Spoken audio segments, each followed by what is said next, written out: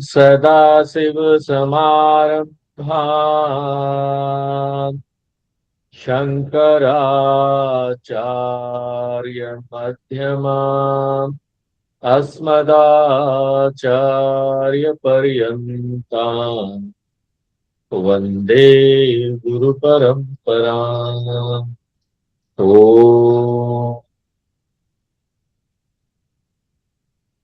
तो भरत जी और भारद्वाज जी में प्रयागराज स्थित भरत जी का जो आश्रम है वहां पर संवाद होता है। भरत जी को समझाते हैं, भरत जी भी अपनी बात रखते हैं और अब उनका अतिथि सत्कार हुआ। रिद्धि सिद्धियां सब आ गई है। संतों के पास होता है ये सारी सिद्धियां, वो अपने लिए इसका उपयोग नहीं करते, लेकिन जब जरूरत पड़ता है दूसरों के लिए तो इसका उपयोग करते हैं। तो उन्होंने इसका उपयोग किया, सारी चीजें आ गई, बहुत भोग की सामग्री आ गई। अब संकोच हो रहा है सबको, क्योंकि सब लोग उपवास पर हैं। यहाँ पर तुलसीदास जी सब सुख की सामग्री जो भारद्वाज जी उपलब्ध कराते हैं उनका वर्णन करते हैं। तो बोलते हैं अति सुंदर सेज, सुंदर सुंदर वस्त्र, वाटिका गार्डन वगैरह बना दिया गया, पशु पक्षी, सुगंधित पदार्थ, पुष्प और अमृत के समान स्वादिष्ट फल, अनेक प्रकार के निर्मल जलाशय, सब चीज की रचना वहां हो गई। जो भी इच्छा करो वो पूर्ण हो जाए। और वहां पर सब में पवित्रता बनाई रखी गई, सब चीज पवित्र है। खान पान का पदार्थ उपलब्ध करा दिया गया। और देखो ये संतों का काम है, ऐसे वैसे नहीं होगा। किसी का अतिथि सत्कार कर रहे हैं, हम लोगों को ये बात बहुत ध्यान रखना चाहिए। पवित्रता, एक छोटा सा शब्द है, पवित्रता का क्या मतलब है? हाइजीन मेंटेन करना चाहिए। हम यहाँ अपने घर में अतिथि को बुलाते हैं, कोई शादी उदी का फंक्शन होता है, बहुत सारे यहाँ पर फंक्शन होते हैं, बर्थडे सेलिब्रेशन होता है बच्चों का, लोग करते हैं। ऐसी परिस्थिति में हमको खान पान की पवित्रता, उनका पदार्थ वो सब शुद्ध रहे, मिलावट वाला ना हो, ये सब का बहुत ध्यान रखना चाहिए। इन छोटी छोटी बातों का व्यवहार में ध्यान रखना चाहिए।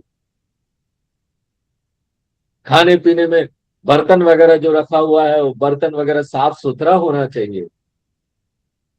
और जो लोग खाना बनाने जा रहे हैं वो लोगों का भी हाथ वगैरह साफ सुथरा होना चाहिए, ड्रेस साफ सुथरा होना चाहिए, हाइजीन मेंटेन होना चाहिए। और कहीं और से खाना आ रहा हो तो उसकी भी पवित्रता हमको जांच करनी चाहिए, देखना चाहिए क्वालिटी फूड है कि नहीं। ये नहीं कि सस्ता मंगवा लिया, हम गेस्ट बुला रहे हैं तो किसी प्रकार से खिला दो भगा दो, ये नहीं सोचना चाहिए। एक आध्यात्मिक व्यक्ति, एक साधु संत जब इस तरह का प्रोग्राम करते हैं तो इनको उनको बहुत सारी चीजों का ध्यान रखना चाहिए।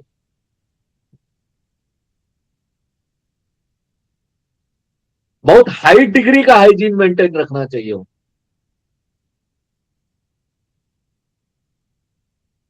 ये यहाँ पर भंडारा वगैरह होता है तो लोग भंडारा करते हैं, तो लोग सोचते हैं चलो भंडारा हो रहा है, अरे फ्री में खिलाया जा रहा है, डोनेशन आया उससे भंडारा हो रहा है। तो वो क्या करते हैं भंडारा में ना सस्ती सस्ती सारी चीजें रख देते हैं, और हाइजीन का कोई ध्यान नहीं रहता। सारे बर्तन गंदे पड़े हैं, जिस जगह पर बांटा जा रहा है, पूड़ी सब्जी बांट रहे हैं वो सब गंदा पड़ा हुआ है। लोग जो बांटने वाले उनके हाथ भी साफ नहीं है। और जो क्वालिटी सबसे सस्ता सस्ता आटा जो मिला, सबसे सस्ता सब्जी जो बाजार में जब सब साइड रख दिया जाता है गला वाला सब्जी, वो ले आए और भंडारा कर रहे हैं, सस्ते में भंडारा हो रहा है। ऐसा नहीं करना। हम भगवान का कार्य कर रहे हैं। पवित्रता, हाइजीन, सबका ध्यान बहुत अच्छी प्रकार से रखना चाहिए। कोशिश करना चाहिए। 100% हाइजीन तो हो नहीं सकता। आप साफ सफाई कोशिश कीजिए, 100% नहीं हो सकता, लेकिन फिर भी हमको कोशिश करना चाहिए एक आध्यात्मिक व्यक्ति होते हुए कि सब चीज बड़े परफेक्शन के साथ हो, सुंदर चीजें हो। अगर भंडारा भी कर रहे हैं तो हर चीज सुंदर हो, सजा हुआ होना चाहिए। वातावरण का ध्यान रखना चाहिए कि वहां पर लोग ऐसी उल्टी सीधी बातें ना करें। अगल बगल जो लोग खड़े हों वो लोग भी अपने विचारों को पवित्र रखें, भजन चलता रहे, भगवान का नाम चलता रहे। जो बर्तन वगैरह रखे हुए जिसमें सब्जी है, पूड़ी है और कोई मीठा चीज है, तो उन सबको भी बड़े सजा कर रखना चाहिए। इतना ध्यान रखना चाहिए। प्लेटें वगैरह है, सब सजा कर रखो। दोने वगैरह रखे हैं देने के लिए, सजा कर रखो, उनको धो कर रखना चाहिए। इस छोटी छोटी चीजों का ध्यान रखना चाहिए।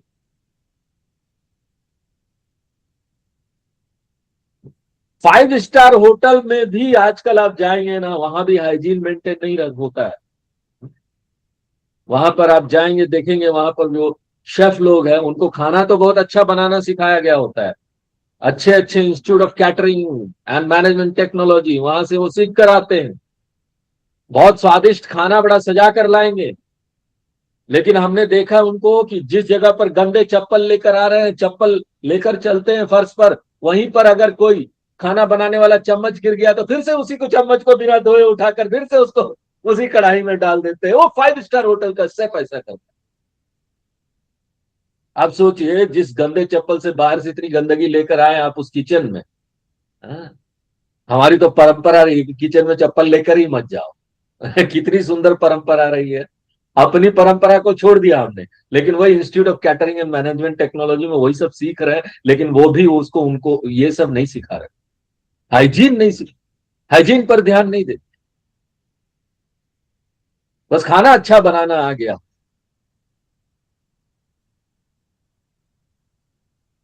तो ये जब हम अपनी परंपरा में करते हैं, देखो ये सारी चीजें बनाई गई थी। किचन में जाओ तो वहां पर मंत्र वगैरह चलता रहे, साथ में खाना बनाओ, क्या मजा है। वो खाने में भी ईश्वर का वो शुद्धता और वो आनंद, उस खाने का आनंद ही कुछ और होगा। जब आप खाओगे तो उसकी स्वादिष्ट जो इतना बनेगा कि आप सोच नहीं सकते। तो इस प्रकार से हमको भंडारा, शादी, विवाह, एक आध्यात्मिक व्यक्ति अगर हम हैं, रामचरितमानस हम पढ़ रहे हैं, गीता, हमको गीता पढ़ रहे हैं, ये तो हमको अपना व्यवहार बहुत हाई स्टैंडर्ड का, हमको अपना कार्य बहुत हाई स्टैंडर्ड का रखना पड़ेगा। हम लोग अपने गुरु जी के पास जाते थे, उनके आश्रम में, तो हर चीज बहुत हाई स्टैंडर्ड था। ये नहीं कि आश्रम है तो कोई भी चीज कैसा भी रख दिया, साफ सफाई नहीं है, नहीं, हर चीज उपलब्ध है। बड़े स्टैंडर्ड और बहुत स्टाइलिश एंड डिजाइनदार चीजें सब उपलब्ध। सब्जी काटने के लिए अलग अलग प्रकार का इक्विपमेंट है, वो डिजाइनदार सब परफेक्शन के साथ उपलब्ध है। ये नहीं कि आध्यात्मिक आश्रम है तो जैसे तैसे सब चीज रखा हुआ गंदगी में। एक सब्जी काटने का चाकू नहीं है तो वो नहीं है तो ये नहीं है, सब चीज है। और उनके पास पैसा कोई नहीं है, अर्निंग कुछ नहीं है। और वेदांत भी जब आप पढ़ाते हैं ना तो ज्यादा शिष्य लोग नहीं आते जो डोनेशन दे। भागवत वगत में तो आते हैं बड़े बड़े लोग, खूब भागवत कथा में डोनेशन आता है, लेकिन वेदांत वाले आश्रम में ना डोनेशन वाले लोग कम मिलते हैं। पैसा ही नहीं, उनका तो पूरा दिन इसी में जाता है ना, कि वेदांत का पढ़ाई लिखाई करा रहे हैं सब। लेकिन उनकी अपनी इनकम भगवान देते हैं। वो भगवान पर पूरा अपना सरेंडर, उनके ऊपर पूरा भरोसा करके चल, तो आ जाता है, संकल्प शक्ति से आ जाता है सब, कोई चिंता नहीं है। तो यहां पर देखो, जब एक संत भारद्वाज जी जब ये सब अरेंजमेंट करते हैं ना तो कितना सुंदर करते हैं सब। खान पान का एक भी पदार्थ ये नहीं है वो नहीं है। हम लोग तो पूजा करते हैं, क्या अच्छा ये आइटम नहीं है, इसके बिना काम चला लो ना पंडित जी। उसके बिना भी काम चला लेते हैं। जबकि आप अगर कोई कर्मकांड कर गए हैं तो बोला जाता है कि सारे सामग्री वहां उपलब्ध होनी चाहिए, बहुत ध्यान से सब लिस्ट बनाओ, एक भी सामग्री छूटना नहीं चाहिए। क्यों भाई, पूजा करते समय ये बोलो कि ये नहीं है, माचिस ही नहीं मिला, मोमबत्ती जल रहा था उसी से जला, गैस लाइटर गैस से जला के ले आई दीपक। तो इस प्रकार से ऐसा था नहीं हुआ कि कोई भी चीज जो बोलो सब उपलब्ध था वहां। अब देखो लेकिन क्या बात है ना, संयमी लोग, ये लोग तीर्थ यात्रा पर जा रहे थे भगवान राम से मिलने, उनके सामने सारा ये भोग का पदार्थ उपलब्ध करा दिया गया, एक से एक चीजें जो मन में चाहो सब लग्जरी वहां उपलब्ध था, लेकिन उनको संकोच हो रहा था उसका उपभोग करने में। सबके जो रहने का स्थान बनाया गया था, उन रहने के स्थान में मनोवांछित फल देने वाले कामधेनु और कल्प वृक्ष उपलब्ध थे, जो बोलो मुंह से सेवक सेविका लोग वो ले आ रहे। स्वर्ग से बढ़कर सुंदर अरेंजमेंट था। और ये अरेंजमेंट देखकर जो इंद्र और इंद्राणी लोग थे ना, वो भी ललचाने लगे। अरे हमारे तो स्वर्ग में भी ऐसा अरेंजमेंट नहीं है, जैसे एक साधु संत ने ये कर दिया काम। ऋतु बसंत बह त्रिविध बयारी, भरद्वाज जी के तपोबल से उस समय वातावरण भी अच्छा हो गया, ऋतु अच्छी आ गई, शीतल मंद मंद सुगंधित हवा वायु सब चलने लगी, और सब लोगों को वहां पर ना चारों पदार्थ उपलब्ध हो गए। अब कुछ लोग मानते हैं कि तुलसीदास जी ने यहाँ चार पदार्थ लिखा है तो उनका तात्पर्य धर्म अर्थ काम और मोक्ष है, जो चार पुरुषार्थ है। लेकिन ऐसा लगता नहीं, मोक्ष नहीं है, क्योंकि मोक्ष तो जीवन का सबसे उच्च लक्ष्य है ना। अगर वहां मोक्ष, चारों पदार्थ उपलब्ध करा दिया गया, अगर वहां मोक्ष भी उपलब्ध करा दिया जाता तो भरत जी तो कहीं जाते ही नहीं, उनको मोक्ष मिल गया। तो यहां पर जब चारों पदार्थ बोला जा रहा है तो उसका क्या अर्थ है, चार प्रकार के भोजन। गीता का 15वां अध्याय याद कर लीजिए, 15वां अध्याय के 14वां श्लोक, अहम वैश्वानरो भूत्वा प्राणिनाम देहमाश्रितः प्राणापान समायुक्तः पचामन्यम चतुर्विधम। चार प्रकार के अन्न को मैं पचाता हूं, भगवान बोल रहे हैं। और वहां पर चार प्रकार का अन्न क्या बताया गया था, एक प्रकार का अन्न होता है भक्ष्यम, देखो पूरे अन्न को जो भी आप खाते हैं, देखो फूड इंडस्ट्री कितनी बड़ी इंडस्ट्री है, यहाँ पर कितने सारे रेस्टोरेंट है, बहुत बड़ी इंडस्ट्री है, बहुत पैसा कमा रहे हैं लोग खाने से ही। यूट्यूब में कितने लोग प्रसिद्ध हो गए, बड़े बड़े शेफ, ना प्रसिद्धि मिल गया उनको, खाना कैसे बनाया जाए वो बताकर। तो ये हमारे शास्त्र देखो, इन खानों को इतना सारा जो तरह तरह का खाना उसको चार में विभाजित कर दिया, और इस चार से आपको पांचवा नहीं मिलेगा। भक्ष्यम यानी चबा कर खाने वाला भोजन, दूसरा है भोज्यम, निगल कर खाने वाला भोजन, तीसरा है लेह्यम, चाट कर, चटनी होता ना खाने वाला भोजन, चौथा है चौष्यम, चूस कर, गन्ना खाते ना, चूस कर खाने वाला भोजन। तो ये चार प्रकार के भोजन सभी वहां पर थे। ध्यान रखा गया कि हर कलर का भोजन हो। आयुर्वेद में बोलते हैं, आप वेलनेस वालों के पास जाएंगे ना, जो प्राकृतिक चिकित्सा करते हैं, वो बोलेंगे आप जब खाना खाओ ना, आपके प्लेट में सभी रंग का भोजन उपलब्ध है, और सभी प्रकार का भोजन, चबाकर खाने वाला, निगलने वाला, चाट कर खाने वाला, चूस कर खाने वाला, सब प्रकार का भोजन वहां उपलब्ध। सब भोग सामग्री वहां पर उपस्थित कर दी गई, माला चंदन सब कुछ। और भारद्वाज जी का ऐसा आतिथ्य देखकर लोग बहुत हर्षित हो रहे थे, लेकिन उस भोग सामग्री का भोग करने में उनको संकोच हो रहा था कि कैसे हम इसका भोग करें। संपत्ति चकई भरतु चक मुनि आयस खेलवार। तुलसीदास जी यहां पर बताते हैं कि ना, वहां पर जितनी भी भोग सामग्री उपलब्ध करा दी गई थी, उनका भरत जी के साथ कैसा संबंध, कैसा मन चल रहा था।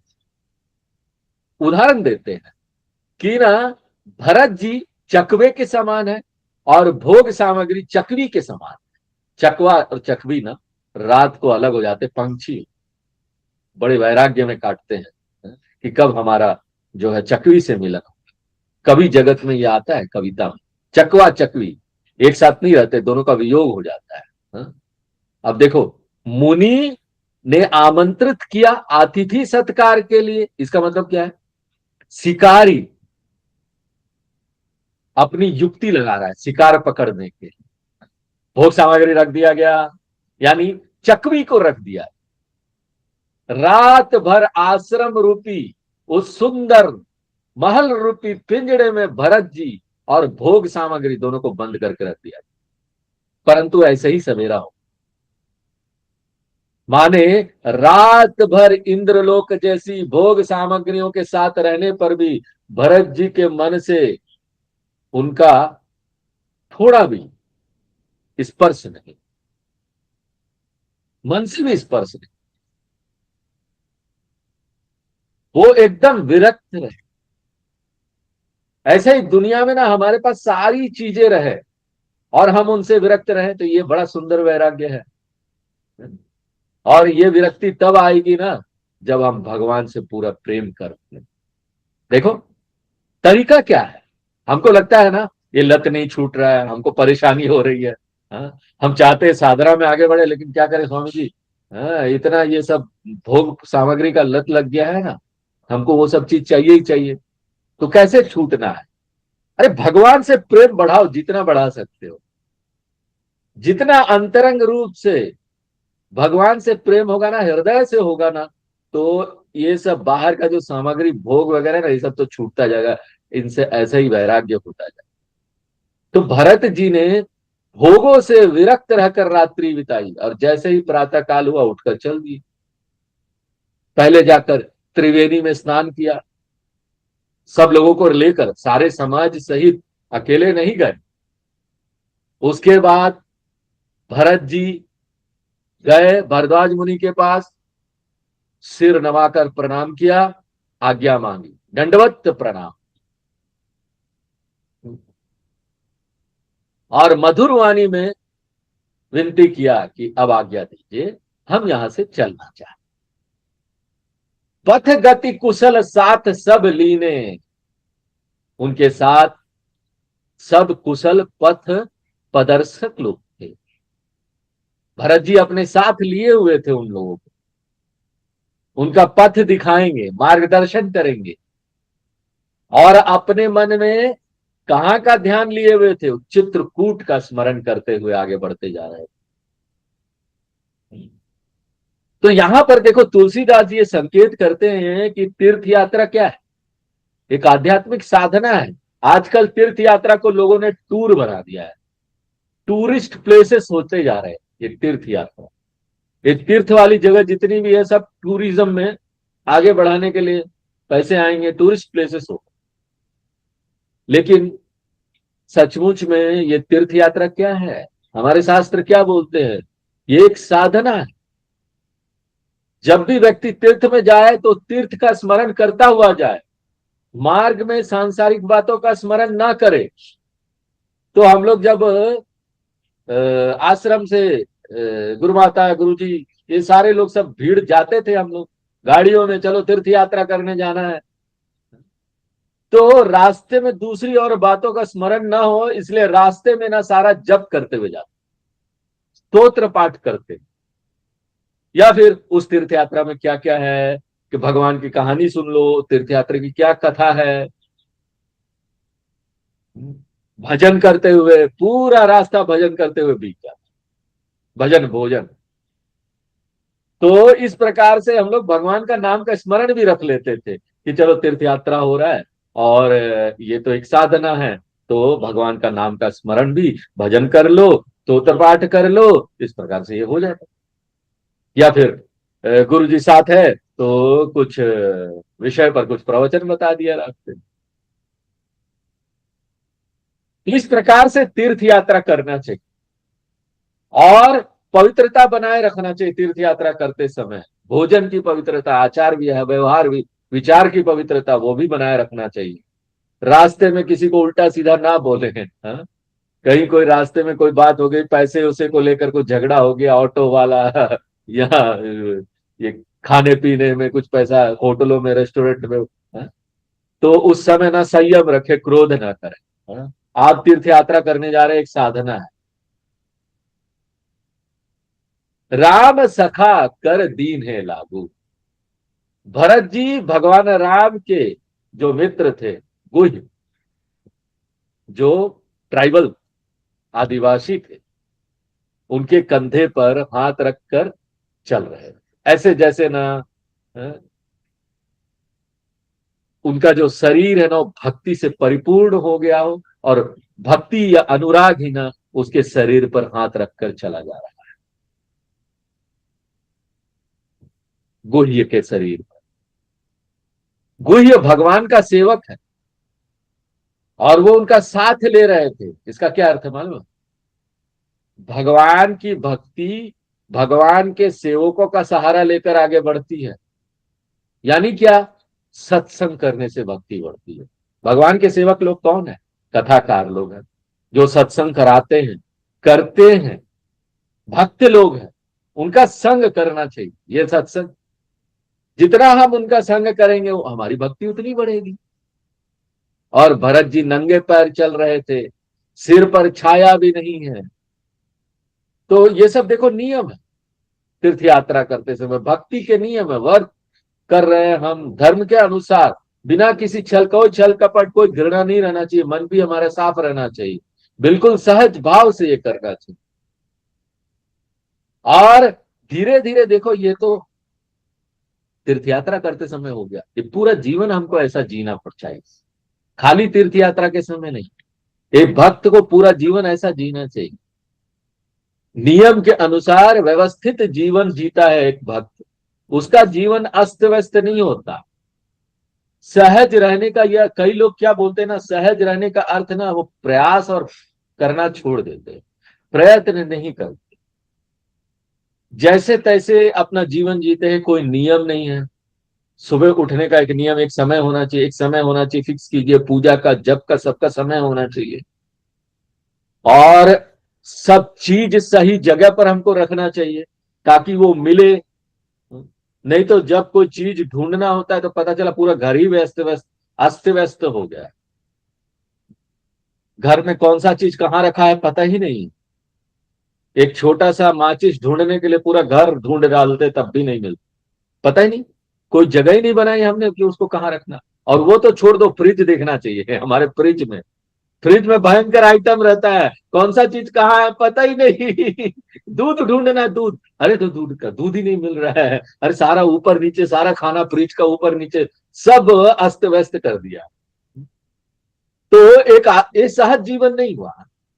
हमारे शास्त्र नहीं बोलते आप इस तरह का सहज जीवन जियो, नेचुरल जो हो रहा है होने दो ना, बहुत प्रयत्न करके अलर्टनेस वाला जीवन जीना, बहुत व्यस्तता, व्यवस्थित रहना चाहिए हमारा जीवन। खान पान, आचार व्यवहार, कपड़े, सामान कहाँ रख रहे हैं घर में, एक एक चीज सही जगह पर रहना चाहिए कि हमको पता है वो चीज वहां पर है तो तुरंत मिल जाए। तो देखो इस प्रकार से ये भक्त का जीवन ऐसा, व्रत, इसको बोलते हैं व्रत उपवास वाला जीवन। ये जीवन खाली व्रत उपवास ये नहीं कि खाने पीने में हमने व्रत उपवास कर लिया, ये नहीं। व्रत वाला जीवन इसको बोलते हैं, पूरा जीवन एक एक आचार व्यवहार व्रत हो जाना चाहिए, रोज ही व्रत हो जाए, नेचुरल हो जाए व्रत अपना जीवन। अगर हम ऐसा जीवन जिएंगे तो ये व्रत क्या हुआ, व्रत अलग से हमको करना नहीं पड़ेगा, नेचुरल हो जाएगा व्रत। ध्यान, व्रत, भक्ति सब नेचुरल हो गया, क्योंकि वो हमारे शरीर में ही रच बच गया, हमारा जीवन शैली ही ऐसा हो गया, हमारा व्यवहार ही ऐसा। अब भरत जी बड़े प्रेम पूर्वक निषाद राज से लक्ष्मण जी, भगवान राम और सीता जी के बारे में पूछते हुए जा रहे हैं कि ये मार्ग में वो गए थे क्या, क्या क्या किया था उन्होंने, किस मार्ग से गए थे, कहाँ ठहरे थे। और निषाद भी बड़े ना कोमल, जैसे बड़ा अच्छा लग रहा उनको, हाँ, कोमल वाणी में उनको सब बताते चल रहा था। भरत जी भगवान राम ऐसे आए थे, इस जगह पर ठहरे थे, ये देखो ये पेड़ के नीचे यहाँ पर सोए थे, हाँ? तो भरत जी भगवान राम के ठहरने के स्थान किस वृक्ष के नीचे थे वो सब देखते हुए जाते हैं। तीर्थ स्थल दिखाई देते हैं और उनको देखकर उनके हृदय में प्रेम रोके नहीं। ये सब तीर्थ स्थल हो गया। तीर्थ स्थलों को देखकर हमारे मन में खूब प्रेम आना चाहिए भगवान के प्रति। देखो, तुलसीदास जी भक्ति के अलग अलग आयाम यहां बताते जा रहे हैं। अब यहां पर आगे वो भक्ति का फल बताए। देखो, भक्त और भगवान की तुलना करें तो बोलते हैं कि भक्त श्रेष्ठ है। तुलसीदास जी कहते हैं कि देखो क्या होता है, भरत जी की दशा देखकर देवता लोग फूल बरसाने लगे कि क्या देखो क्या बात है, कैसा भक्त है ये। तो देवता लोग फूल बरसाने का क्या अर्थ है, हमको क्या समझना चाहिए यहां, कि भरत जी के हृदय में आनंद की अनुभूति होने लगी, वही देवता लोग उनके हृदय से फूल बरसा रहे। और बाहर के जगत में क्या हुआ, वो फूल गिरा तो भूमि कोमल हो गई। रास्ता खाली पांव जा रहे थे, पत्थर उत्थर था, लेकिन फूल बरस गए तो कोमल हो गई। श्रृंगेर श्रृंगवेरपुर से यहां तक का, जहां तक वो आए थे, मार्ग इतना कठोर था कि भरत जी के पैरों में छाले पड़ गए। परंतु अब तो फूल बरस गए तो धरती कोमल हो गई और उनका मार्ग बड़ा आनंदमयी हो गया।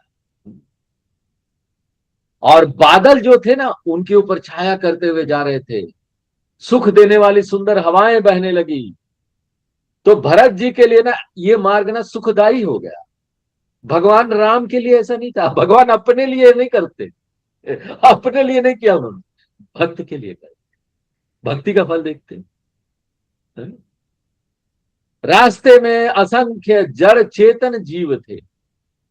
भगवान राम उस मार्ग से निकले तो जे चिते प्रभु जिन प्रभु हेरे, उनमें से जिन जीवों के नेत्र थे उन्होंने तो भगवान के दर्शन किए, और जिनके नेत्र नहीं थे जैसे वृक्ष आदि, उनको भगवान राम ने देखा।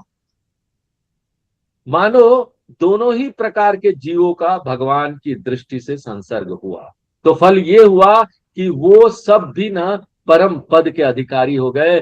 मानो वो सब जब शरीर छोड़ेंगे तो ना उनको अब अच्छा आगे जीवन मिलने वाला।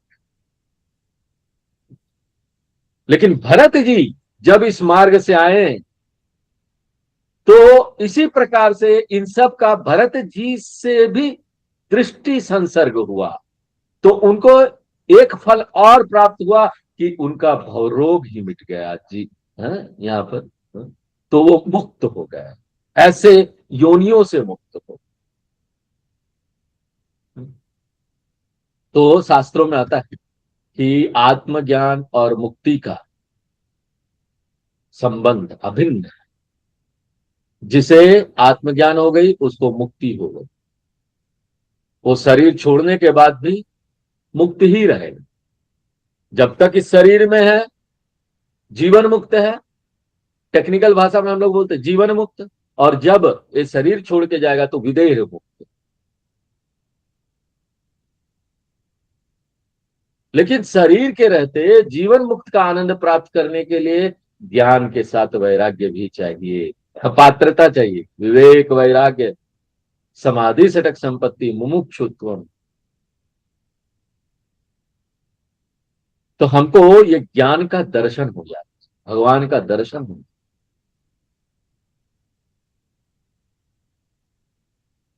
जिसको आत्मज्ञान प्राप्त हो गया वो तो मुक्त हो ही जाता है, लेकिन जितना अधिक वैराग्य होगा ना उसको जीवन का उतना ही आनंद प्राप्त हो, उस ज्ञान का लाभ उसको उतना ही ज्यादा।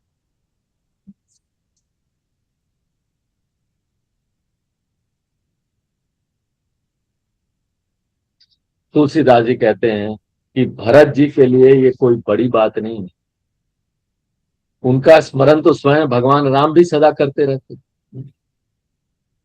बारक राम कहत जग जेऊ, संसार में जो मनुष्य एक बार भी राम कह लेते हैं ना तो वो मनुष्य तर जाते हैं, और उनमें दूसरों को तारने की क्षमता आ जाती है। एक बार राम बोलने का क्या अर्थ है, एक बार राम, ये तो कुछ हुआ नहीं स्वामी जी। हुआ नहीं, इसलिए कि एक बार जो राम बोलना है ना, वो इतनी भावना और तीव्रता से बोलना है कि वो राम ही आपका जीवन हो जाए, जीवन राममय हो जाए। वो एक बार बोलने के लिए पूरा जीवन साधना करना पड़ता है कि वो एक बार वाला राम मेरे मुंह से निकल जाए। वही एक बार वाला राम के लिए हम पूरा जीवन राम राम राम जप करते हैं। कभी मन लगता है, कभी नहीं लगता है, बीच में राम राम का 5 मिनट जप हुआ, पता चला कोई काम आ गया, उठ के चले गए। तो वो एक बार वाला राम का हम प्रतीक्षा करते हैं साधना करते हुए कि वो एक बार वाला राम हो जाए। तो भरत जी तो देखो भगवान राम के और भरत जी देखो ना, जब बचपन से राम राम बोलते आए, राम के साथ रहे, राम बोलते आए, तो एक बार वाला राम उनके मुंह से तो निकल ही जाएगा। तो भरत जी भगवान राम के बहुत प्रिय, उनके छोटे भाई भी हैं, तो वो तो भगवान का स्वरूप ही है सब। तो उनके लिए ये मार्ग क्यों नहीं सुखमय मार्ग हो जाता? वो तो होगा ही होगा ना, क्यों नहीं होगा? यहां पर तो जो सिद्ध लोग थे, जो साधु लोग थे, जो श्रेष्ठ मुनि लोग थे, वे भी भरत जी को देखकर हर्षित हो रहे थे। हाँ, उन भगवान राम से ज्यादा आनंद आ रहा था उनको भगवान राम के इस भक्त को देखकर। देखिए प्रभाव सुरेश ही सोचू, भरत जी के इस प्रेम के प्रभाव को देखकर अब यहाँ ना देवता लोग गड़बड़ करने के लिए आ रहे हैं। इंद्र सोचने लगा, अरे इतना महान भक्त ऐसा हृदय में प्रेम लेकर जा रहा है, अगर ऐसा भक्त जाकर राम से मिल गया तो वो तो हमारा काम बिगाड़ देगा। कहीं इसकी बात सुनकर राम जी वनवास से वापस आ गए तो षड्यंत्र रचने के लिए इंद्र को लाना जरूरी है। इंद्र बड़ा षड्यंत्रकारी है, देवता है। देवता लोग बड़ा उल्टा सुल्टा गड़बड़ सोचते हैं। वो सोचे ना, चलो कुछ षड्यंत्र किया जाए ताकि ना भरत जी वहां पहुंच ही ना पाए। उनको ऐसा लग रहा है ना कि इनके प्रेम से भगवान लौट आएंगे राम, और उनका बना बनाया काम बिगड़ जाएगा। जो उन्होंने सरस्वती भगवान से प्रार्थना की थी, उनके मुंह पर वो शब्द डाल दिया मंथरा के मुंह में, और इस तरह से कई कई के मन में चला गया, और इस तरह से ये सब हो गया। इसके कारण से भगवान राम जा रहे, राम को रावण को मार रहे, वो बीच में रुक गए तो वापस आ गए तो क्या होगा?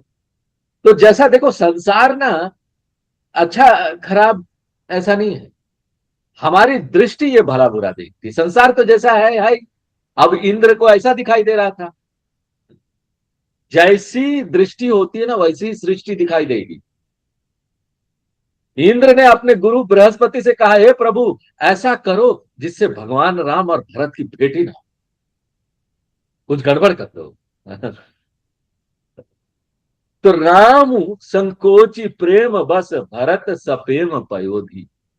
भगवान राम तो बड़े संकोची है और अपने भक्तों के प्रेम के वश में रहते हैं, और भरत जी तो प्रेम के समुद्र है।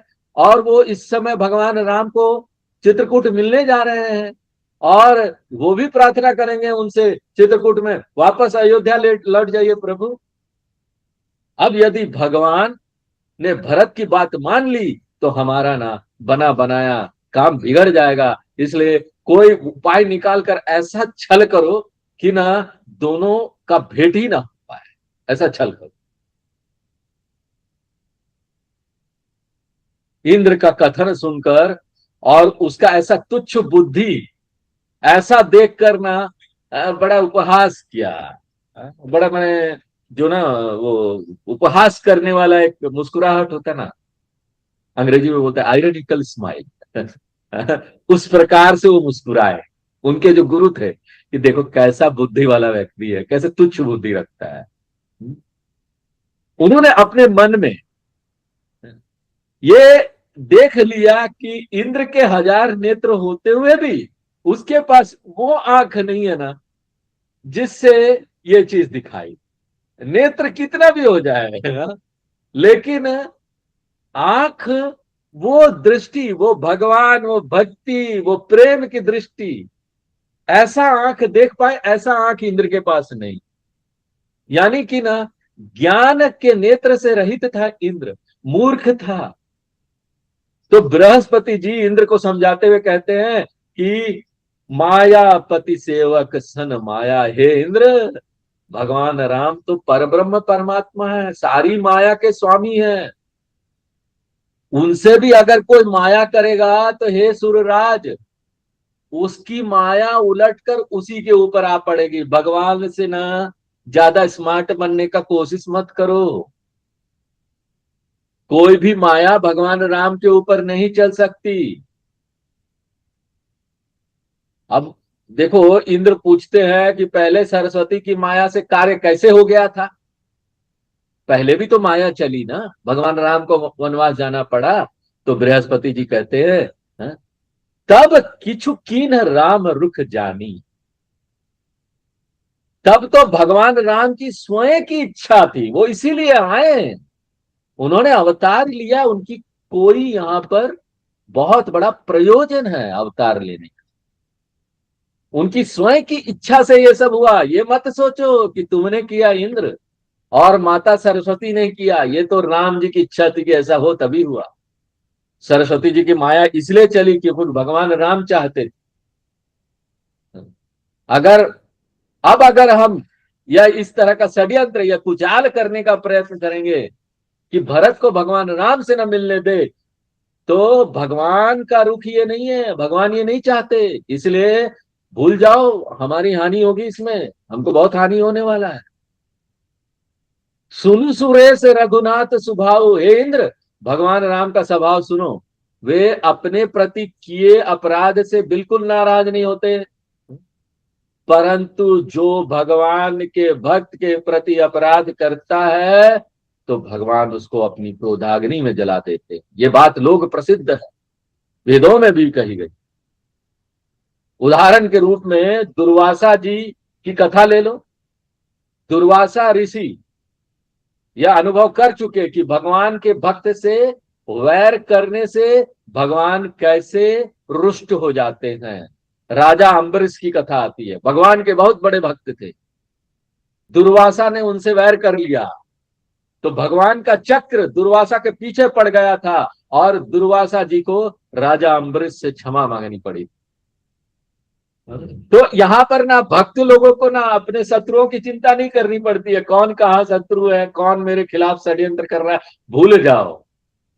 भगवान है। हमको पूरा ध्यान भगवान की तरफ रखना है, कौन क्या कर रहा है जाने दो, हमको उससे कोई मतलब नहीं। पूरी अनन्य भक्ति भगवान के प्रति रखो। संसार में बहुत कुछ कुचाल षड्यंत्र, ये वो कुछ बोल रहा है, ये कुछ बोल रहा है, उसने मेरे विरुद्ध ये बोला, उसने मेरे विरुद्ध ये बोला, ये सब चीज चलता रहे। हमको इससे नहीं पढ़ना है इन सब चीजों।